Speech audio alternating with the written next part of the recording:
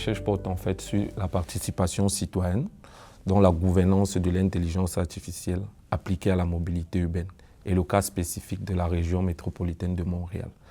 En d'autres termes, c'est comment est-ce qu'on implique les citoyens dans les politiques qui encadrent le développement de l'IA appliquée à la mobilité urbaine. En date d'aujourd'hui, je suis, je dirais, en phase terminale parce que durant l'été, j'ai collecté des données grâce à des entrevues auprès de 24 participants.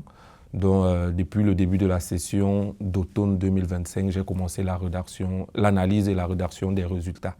Donc aujourd'hui, je dirais que je suis en phase terminale du projet de recherche. Ce que ma recherche permettra de comprendre, c'est principalement, comme je disais tantôt, répondre à la question de comment est-ce qu'on implique mieux les citoyens dans la gouvernance de l'IA. Parce que de plus en plus, on a des politiques ou des outils d'IA qui marginalisent un peu les citoyens. Or, ceux-ci sont ceux pour qui ces outils sont développés. Et quand ils sont exclus, je parle là des citoyens ou marginalisés, on a des politiques ou des outils qui répondent moins à leurs besoins quotidiens en fait, en termes de mobilité. Donc, de façon précise, je dirais que ma recherche va aider à améliorer l'implication des citoyens dans le développement de l'intelligence artificielle appliquée à la mobilité urbaine. En ce qui concerne les retombées de ma recherche, de façon concrète, c'est qu'avec ma recherche, on sera capable d'avoir les leviers sur lesquels on peut agir pour renforcer l'implication des citoyens dans les politiques d'IA liées à la mobilité ou bien dans le développement des outils d'IA liés à la mobilité urbaine. C'est ça qu'on peut attendre comme retombée de façon concrète.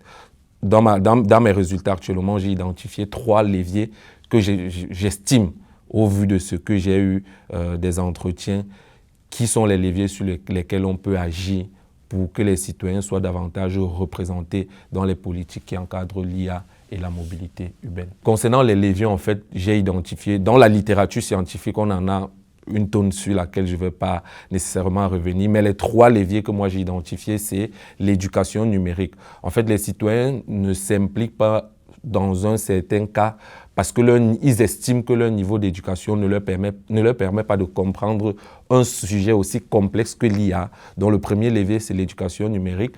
Le second levier, c'est l'inclusion des groupes marginalisés. En fait, dans les solutions d'IA et même les politiques qui existent actuellement, on a comme l'impression que beaucoup de groupes dans la société sont marginalisés, notamment les personnes âgées, les personnes en situation de handicap et bien d'autres personnes. Donc le deuxième levier, c'est impliquer les personnes marginalisées.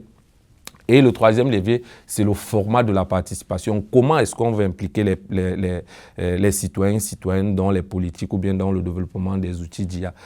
Aujourd'hui, il est clair qu'on doit aller au-delà de la forme de consultation traditionnelle qui consiste à organiser un événement et demander aux gens de venir donner leur avis. Donc voilà le troisième levier, aller au-delà de la forme de consultation publique traditionnelle que j'ai qualifié de format de la participation. On peut avoir des formats hybrides, c'est-à-dire en ligne, en présentiel, avoir des formats qui se font sur de longues périodes afin de pouvoir toucher le maximum de personnes.